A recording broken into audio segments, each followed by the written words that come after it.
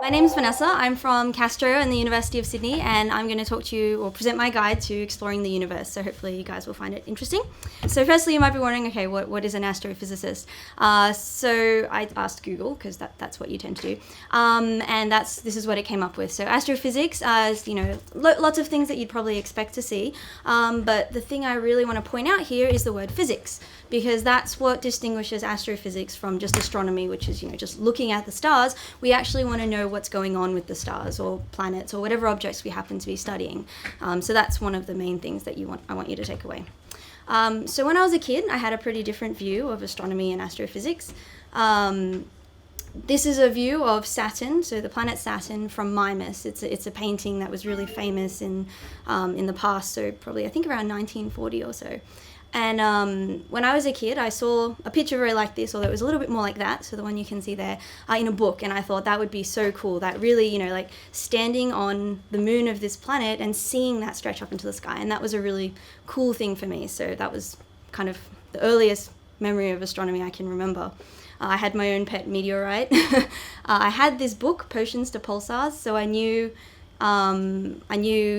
what pulsars were, even though I wasn't super familiar. I knew the word. I really liked the Wonder Why series. So this is the cover of the book that I remember. So this was the Stars Twinkle one. I learnt from Pumbaa that stars were made of gas, so balls of gas. And I was also really, when I was a little kid, really proud of being able to find Saturn and Jupiter with my telescope that I got for my birthday. And it kind of looks like that, although it's a lot older now and not in such good shape. But yeah, so what do I think about now when I see astronomy and astrophysics, and what do I study?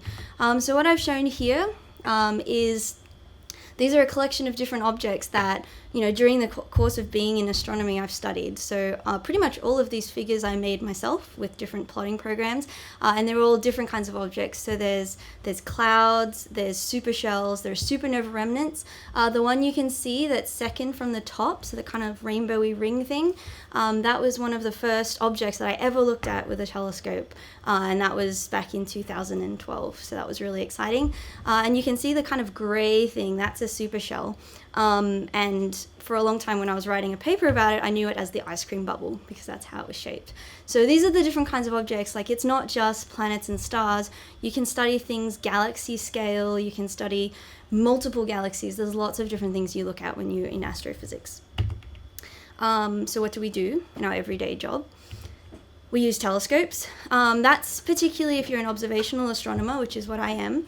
We use telescopes to kind of look at the universe around us. The really cool thing about telescopes is that, if you imagine like an optical telescope, which you might have seen before, say it's like about 20 centimeters diameter, that's like replacing your eyes, which are 1 centimeter, with 20 centimeter eyes.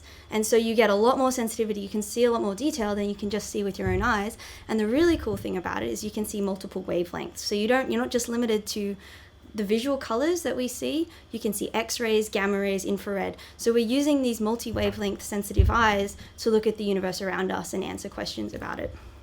So these are some of the different telescopes, most of whose data I've used over the past. So there's Hubble. I'll go from the top. There's Hubble, Spitzer. So Hubble's optical, Spitzer's infrared. The MOST telescope down in Canberra, that's a radio telescope. GMRT in India. The kind of swirly one is the AAT, that's in Coonabarabran. The Great Green Bank Telescope, which is a big radio telescope, it's 110 meters across. That's in West Virginia in the US. Down the bottom corner is ASCAP, that's one of our newest radio telescopes, and that's in Western Australia. Gemini on the bottom is an optical, and X-ray telescope, XMM Newton. And the last one, of course, is Parkes, which you guys might be familiar with. So these are just some of the different telescopes around the world that you can use as an astronomer. We also, this is not always true. So, for example, visiting Hubble is a little bit difficult. But I've been really lucky to have the chance to visit telescopes and use the telescopes to do observing. And that's always been a really amazing learning experience to see how the telescopes work in person. And so that's been one of the highlights of being an astrophysicist. We also, a lot of us happen to be programmers these days, so we use code to kind of make things easier for ourselves. And so, dealing with your data, we deal with pretty big data these days. And so code makes it easier to visualize it, to explore it, and to measure the data and try and make conclusions from that. So for example, the code that you see, that's a Python code, and that code, when you run it, produces this image here. So this image is one of our nearest radio galaxy neighbors, Centaurus A, and that just shows how cool code can be. Like, you can make amazing images and learn more about the data you're dealing with. We also, and this is not always the most fun part, but we do write papers. This is the main way that we share our results with other researchers, and kind of show what we've been working on and the cool things that we've discovered. So this is the primary form of communication, and you can see, so this is the front page of the first paper I ever wrote, actually, so it's a little bit of memory. But yeah, so we do have to write papers because that's how you show that you've discovered something or found something out, because otherwise people won't know about it. So that's a big part of it. We chat to others. So this is, we like talking to each other, and this could be the person in the office with you. This could be in a group meeting or a morning tea. So we're often sharing what we've done and what we're working on so that we can kind of spread different ideas amongst different astronomers. So talking to each other is really important. We present our results. So this is in a more formal context. If you're talking to, like a big audience, the photo here is me presenting at this year's astronomy. It was kind of like the astronomy meeting of Australia. It's every year. And this year it was at Macquarie University. So that was me talking about the work I'd done for my thesis. We read papers, and this is really hard because there are a lot of papers. But, we try to keep up to date with the other research that people are doing and how it relates to what we're doing. So it's pretty important to try and stay on top of that. And we do outreach. So we talk to people that are not necessarily in astronomy or physics about how cool it is, and hopefully we can, share kind of why that's so cool and encourage more people to like it. This selfie that I took, this is at Sydney Observatory. So I'm a guide there, and I work there occasionally and give astronomy tours. So if you want, you can come visit. There's lots of really awesome stuff going on there. So I called my talk Exploring the Universe. So I thought maybe I should explain what I mean by that. So this is kind of like a mismatched slide, but the idea of it is that, yes, I'm an astronomer, yes, I'm an astrophysicist. My background is physics, and, what I really like is just exploring the universe. So, from solar eclipses to vortex clouds, which you can see down in the bottom, that's a horseshoe vortex. They're pretty rare, and it was just, just staring at the sky, and I noticed it, and multicolored fire. So these are all really things around us about our universe that make me really excited. And so I think exploring the universe is just about being interested in the world around you and seeing kind of fun stuff all over the place, graffitiing on the street occasionally. So the ingredients that I think you need to be a pretty good explorer of the universe, you need to be curious. So you need to be curious about the world around you. You need to have a sense of adventure and like discovering things. Be a pretty good detective. So a lot of what we do is about trying to figure out what's going on or put pieces together and solve mysteries. So having good investigative skills is really good. You have to be good at keeping records, logbooks, or just, keeping a track of what you've done, and that gets easier over time. You should be good at seeing the big picture, because often what you end up working on as a scientist in general is a small part of a whole. So you need to be able to see what you're doing fits into the bigger picture of what's going on, and so that's something that kind of also develops over time. You should be critical, so critical of what you're doing, be able to look at it objectively and say, does this make sense? But also critical of what others are doing. So being able to judge whether you think that makes sense to you or not. And also a desire to ask questions. So just being curious but asking questions about the world and wanting to try and find out what the answers are. Things you'll need, so a more kind of practical thing, you probably will need your HSC if you want to make a job out of a career in science or in astrophysics, physics as well. You probably also need a university degree, and that doesn't mean you have to do science. You should do some science subjects if you do want to go into science, but it doesn't have to be just science, and my degree wasn't just science. I also did Japanese and history and English as well, so you can do a lot of different things. You do need math, so I'll come back to that, but yes, you do need some math. Having a coding language, so I'm really Python-y. My supervisor back in second year was Python, and so she kind of I don't know what's the word, converted me. But there are lots of different languages, and just being able to code in general, regardless of what language it is a really good skill to have. But you're just being tech savvy, so just being able to use your phone, computers, kind of understand the technology of the world is also a really important skill. And also being able to realize that kind of every mistake that happens along the way leads you to success in the future and makes it better. So it doesn't matter. Like, I mean, I remember, you know, when I was in university and I first got the first semester math marks, and I was like shocked. I was like, what happened? And so you just have to kind of realize that, you know, you learn from this and kind of get better. So it's not just about being successful at everything. It's not really how it works. So my specific path, so how I got to where I am, I did my HSC in 2004. Is it still called that? I think it is. Okay. It's been a while. And so I was at the University of Sydney. I've been there 10 years this year, so that's pretty good. But I did a Bachelor of Liberal Studies. So this is like an arts and science degree. It's not just science. A lot of people I know did do just science, but if you are interested in things as well as science, you can do that at the same time. My major was physics and Japanese, so I had 2 majors. I also, during my degree, had the chance to spend a semester overseas studying in Tokyo, and that was amazing. So if you can do that, that's really cool. And my PhD was affiliated with the University of Sydney and also CSIRO, Astronomy and Space Science. So that's why the CSIRO logo is there. And now I'm also a casual guide at Sydney Observatory, so I'm there from time to time. So a few highlights, I only put 3 up. The big photo that you can see was taken in Boston last year. This was a group of really like diverse and talented people from all kinds of astronomy areas, so research, education, outreach, and they got together at Astronomy to kind of talk about how we do astronomy and share astronomy in an online context. That was really cool. And that photo was actually taken, it was supposed to be the conference photo, but the camera was in the process of falling off the table, so that's why everyone's kind of sideways. I really like that photo. And then the photo with the other group of people, that's my dorm in Japan, so these were the people I lived with while I was living there. And the bottom photo is me with my very first scientific poster, so I was pretty proud of it.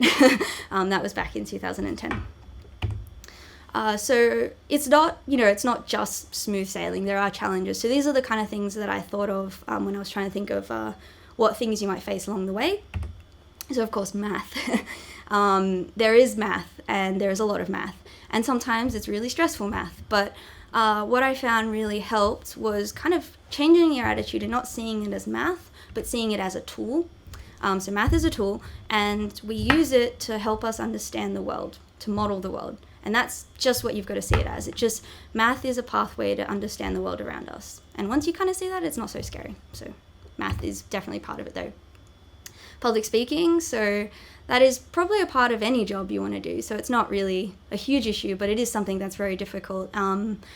I guess probably the first talk I ever gave was my honours thesis, like not ever gave, but the ever gave that I thought went okay, was my honours thesis talk. And since then it has been getting easier. So it does get easier. You just have to kind of stick it out and push through it and realize it's not actually so scary, because eventually what happens is that you're just talking to a room full of people that you're friends with. So it's pretty cool.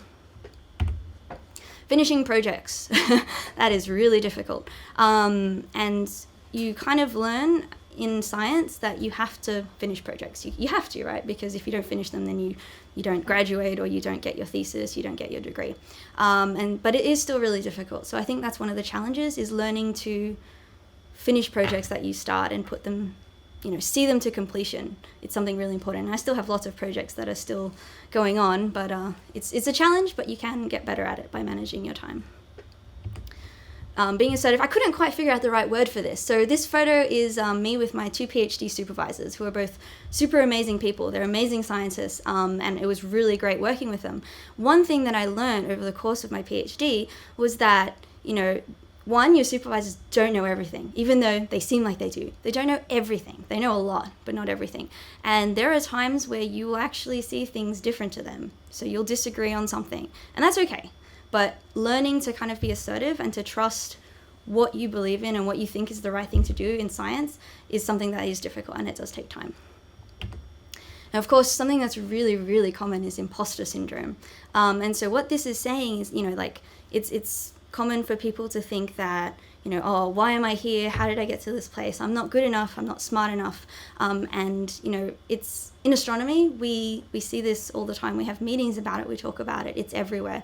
And I think that's the key thing that you need to think of, is that pretty much everyone's in the same boat. Everyone's unsure about, no one knows everything. And you're just as good as anyone else at doing whatever it is you want to do. And so that, I think, helps with kind of thinking through that.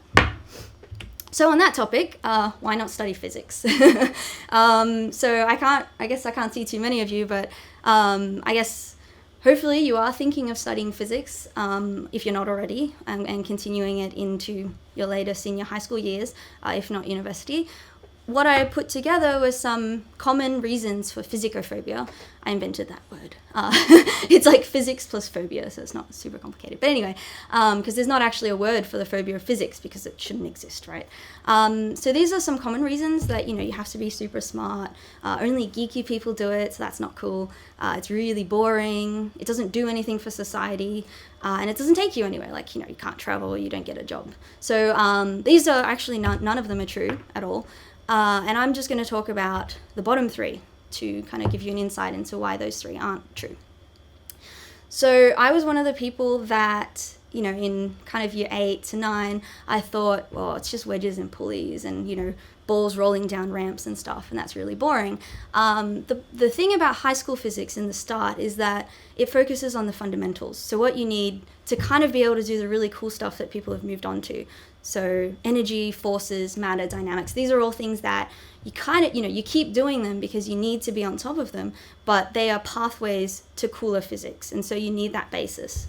And so if you're not already in year 11 and 12 physics, some of the cool topics that you do get to cover are light and the electromagnetic spectrum, which is really cool, fun playing with light. But this isn't also, it's not just visible light, it's also infrared X-rays and stuff like that, lasers, which are visible. Cloud chambers, so every little kind of trail that you can see there is actually a microscopic particle that has, the vapor is condensed on it. So you can actually see these particles, you can see where they're going, what they're doing. That's really cool. Magnetic fields and the invisible structure. So, you look at a magnet, you can't see what it's doing to the environment around it, but you do get to study this and see what that structure is, and, electromagnets as well. And of course, the Big Bang. So where did our universe come from and how did we get to where we are today? That's also a really fun topic to talk about. And so this quote's kind of relevant on that sense because, it is really common for people to think that physics is boring, and you just have to last long enough to see how cool it can be. You have to get through the kind of hard, boring stuff, and then it becomes really, really cool. So you just have to stick it out. So why physics? Like, why should you even care about physics? What has it done for you? So the discoveries made by physicists have actually completely changed the world around us, and so many things that we rely on and interact with depended on physics to begin with. So, pre-industrial revolution world is, some people would want to live there, but I wouldn't. So what I've got here is a picture of the Earth from space. Without physics, we wouldn't even know what our planet looked like from space. So that's a really cool thing. But what I've also got is lots of different examples of things that physics has played a key role in developing over time, and how important, you can see how important these are to our everyday life. So physics is everywhere, you can't avoid it. And that's all the more reason to like it and be part of it. So physics is really cool, and it's led to many, many important and life-changing inventions for the human race. And I really like this quote by Maria Mitchell, who was an kind of late 19th century astronomer. And what she said was that the more we see, the more we're capable of seeing. And that quote, I think, really conveys why it's so super important to explore the universe, because you don't necessarily know what you're going to find, but whatever you do find, it's going to lead to more and more discoveries. And so I really like that quote. So the last point, physics can't take you anywhere, not even to a job. Well, that's not true, for one thing. Travel is a really, really important part of what we do as physicists, as astronomers, as scientists, traveling to other parts of the world and talking to other scientists there. So just the last year, I kind of put a list together of the places that I'd been. So some far, some close. So close to here is like Wentworth Falls, Melbourne, Perth, Narrabri, which is about 8 hours, 8 hours northwest of Sydney, and that's where the Australia Telescope Compact Array lives. So that's the main telescope that I've observed with during my PhD.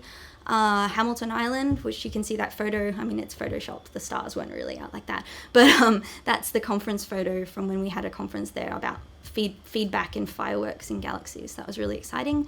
New York, Boston, and Green Bank. Those were last year, and I kind of did like a tour around different universities or different places, attending dot astronomy and giving talks as well. So that was really fun. So what I did was actually I tracked down, so there's this lovely photo. This is from third year physics, and this is a group of us celebrating a birthday. And these were all my physics friends. So these are the people that I went through physics with. And what I did was I tracked them down now, and like most of them I'm still in contact with, but also just to figure out exactly what they're doing right at this moment. And so, for example, we've got a developer. He's based at NICTA. They're famous for robotics and software and stuff like that. Physics researcher, so he's like me, but in physics and in Norway. So not like me, because I'm not in Norway. But, still doing research, still in academia. Pharmacology student, based here in Sydney. Structural engineer, he's currently in Malaysia. So that's pretty cool. Embedded and analyst, I almost said that wrong, but analyst. So this is for Palantir, which is a data science company. So that's actually something, as a physicist, you learn to deal with data, and you can use that to get information from other places. Primary teacher in Sydney, general service officer in the army in Queensland, high school science teacher in Canada, a medical student. So I think she said that she will be a doctor as of the end of this year. So she's pretty close to being a not the kind of doctor I am, but the doctor that saves lives. A solicitor, so working in law. Biochemistry and neuroscience PhD, so she's also pretty close to finishing that.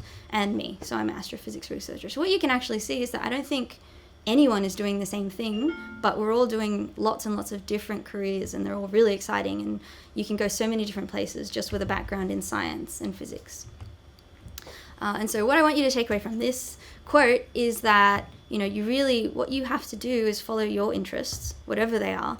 The world is not going to do it for you. So if you're like, I'm interested in chemistry, no one's going to make you be a chemist. You have to follow that interest. And if those interests happen to be in STEM, then that's great. But whatever they are, you just have to follow them and be really interested in something. And then one day, hopefully, you can get a job doing something that you love doing, which is really cool.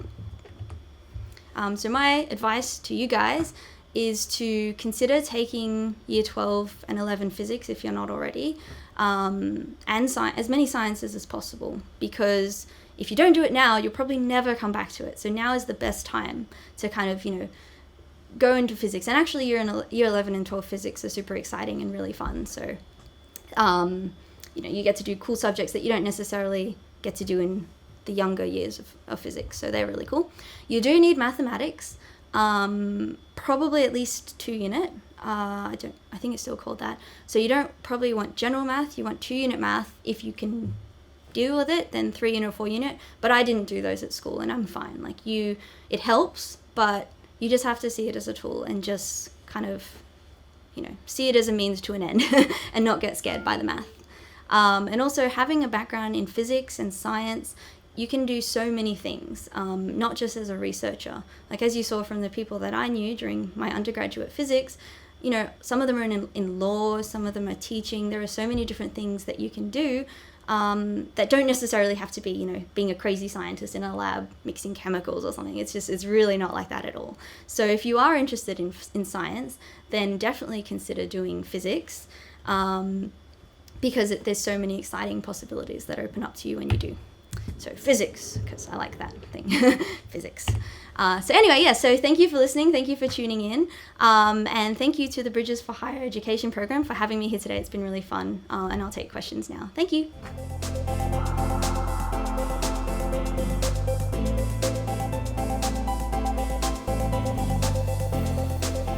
So that's actually a really good question. And I did have a slide on that I took out. So I'm glad you asked. So physics and medicine are really, really closely connected now because modern medicine depends so much on technology, on data, and also on techniques developed by physicists. So, for example, X-rays, which were discovered by accident, but also more recently, magnetic resonance imaging, CAT scans, all those kind of things. So physics, having, so you can, if you want to do medicine, you can go and try and go straight through medicine and not have that physics background. But having a physics background will make you so much more competitive with people that don't study physics, because what it gives you is an understanding of how things work.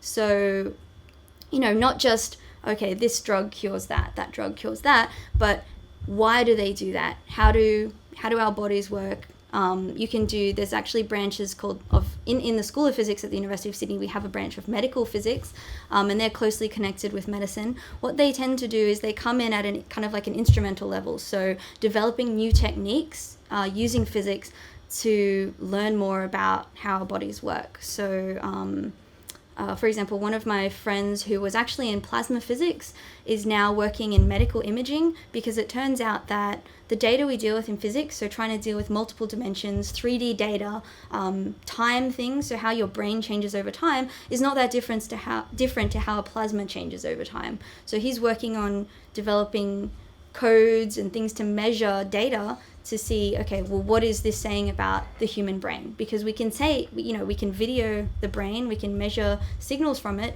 but how do you then interpret it? How do you get that information? So there's that. But also, so the PhD student that I showed you, who's doing a biochemistry neuroscience PhD, so her background was physics. She did do chemistry at the same time, but she was really interested in biochemistry. And the last time I talked to her, she said that she was really interested in getting involved at the stage where people have just found, a cure or something, a cure for something. But what happens is that you could have a cure for something, but it takes so long to get from, through testing, through the courts, to be approved, to be released. That can take 10 years. So what she wants to do is, use her physics knowledge, use her background to influence that process to make it faster so that more people can benefit from it quicker. So there's lots of different things you can do, but I think... lasers, yes. And lasers are pretty cool. But also, so using lasers, we use them still in physics, right? To measure, measure the sky and things, but you can also use lasers in medical physics as well. And you can't understand how lasers work without a background in physics. So if you want to know, why things are doing what they're doing and why they're benefiting us, then that background in physics will really help. So I think it is good to have it because it'll make you a much better medical professional.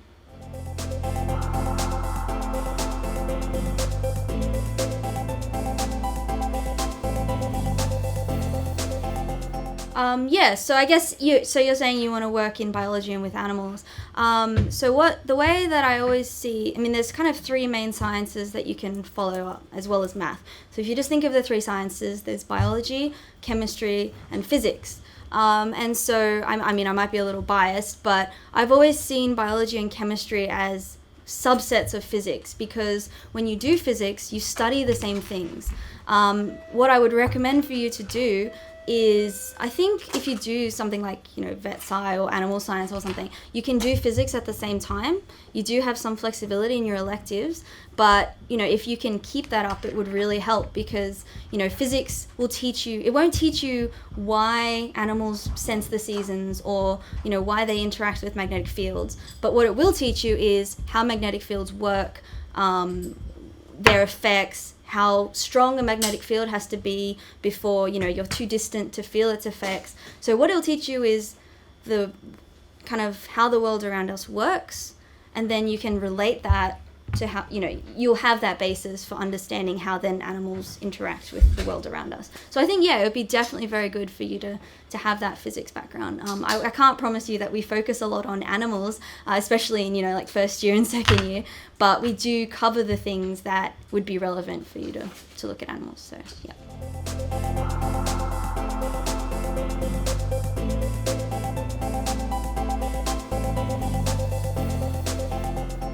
Yeah, that's a really, really good question. So do you mean as an astrophysicist, as someone in science? Okay, well, so astrophysics has been really fortunate because over the last 10 years, particularly in Australia, we've had kind of a funding boom. So what that meant is that, there are a lot more PhDs available. People could do PhDs, so you could go on from university into astronomy at a higher level and get a scholarship to do that. And then also after that, there's a lot of postdocs. What is hard is, so I've just started a postdoc. This is my first kind of research position. What is hard is that, trying to get a long-term position in academia. So this is if you want to do research in astronomy forever, it can be quite hard. The kind of quest for a permanent job is definitely something that we talk about a lot in astronomy because it's not always easy to keep getting research positions and having, 2 or 3 years in one place and trying to build a life there and then, I've got to start a new postdoc in Chile or something. That is really challenging. So the way that we get funding, there are positions, so people advertise research positions, you can work in a research group. There are also things called fellowships, and so this is true of all science, that people submit applications for the kind of research that they want to do, the facilities they want to use, the people they want to work with, and then say the Australian government makes decisions on this and says, okay, well this sounds cool, we'll give that funding, those people will get fellowships. So that's a really prestigious thing to have, a fellowship. There's also grants, so you apply for money.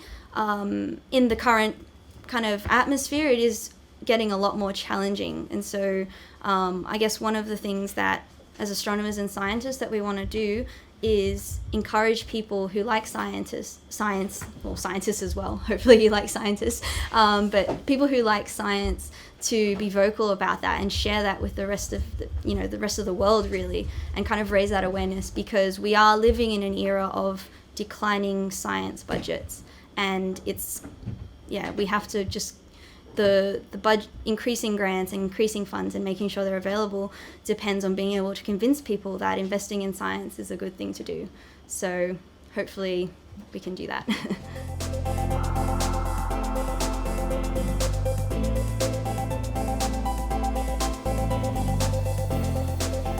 I went over to the US last year, and while I was there, I presented talks at Columbia University, so that was in New York. I had some researchers there that are in the same field as me. I also presented at the Green Bank Telescope. So they actually, in Green Bank, which is in West Virginia, they have probably there's an army of scientists there, and they work right at the telescope. So some of the time they're helping the telescope work, supporting the telescope, implementing new things, but then a lot of the other time they're doing whatever research interests them. So on that trip, so I gave talks in New York and in Green Bank. Probably next year, so every 3 years there's a big kind of astronomy meeting of all the astronomers around the world, and that's going to be in Hawaii next year. So hopefully I'm going to be able to attend that. I don't know if I'll get a talk because 1,000 or so people attend it, so it's really competitive. But you always want the chance to present your work to as many people as possible, so that you can see where it fits into what they're interested in as well. At the moment in the US is where I've given international talks.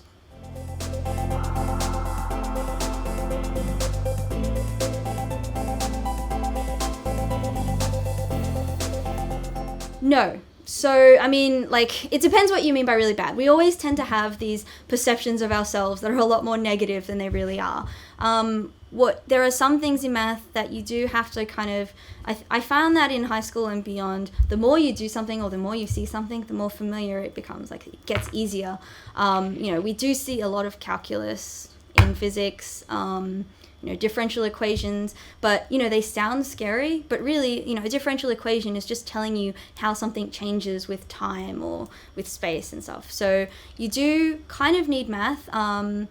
The best way I would say, if you think you're not good enough at math, is for one, think you are good enough, because having that perception makes it really difficult.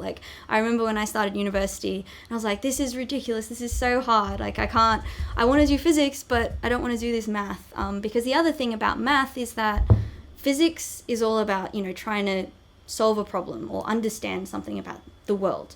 Math is not always that. And sometimes it's hard to see how a specific math subject you're learning actually has any impact on the physics. And so, that is difficult, but I found that, just practicing different problems and also looking at math problems in the context of physics, so how they help solve physics, helps a lot. But yeah, I think there are probably, lots of people that feel like the math is just too hard, and you have to see it as a tool. It is just a tool. It is not, it is not the end of the world.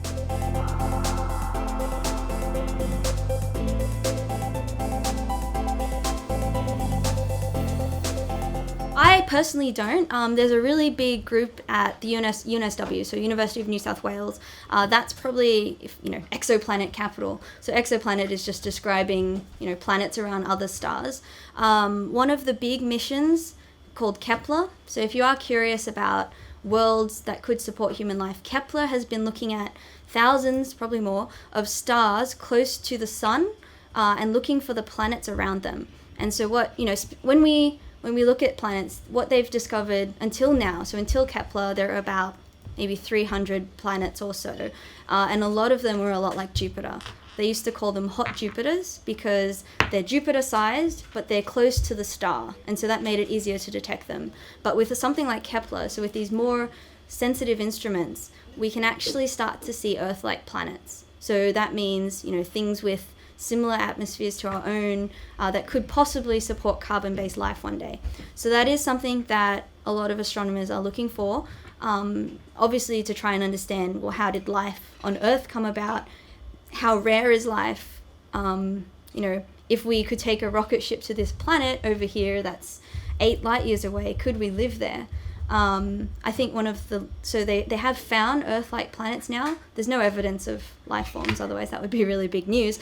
But there are planets I think that we could potentially live on if we could get there. So, investing in kind of like new forms of rocket travel or more efficient ways of propulsion, like we're still, we'd have to get some really crazy speeds to be able to go to our nearest stars, but there are potentially planets out there that we could live on if we could get there.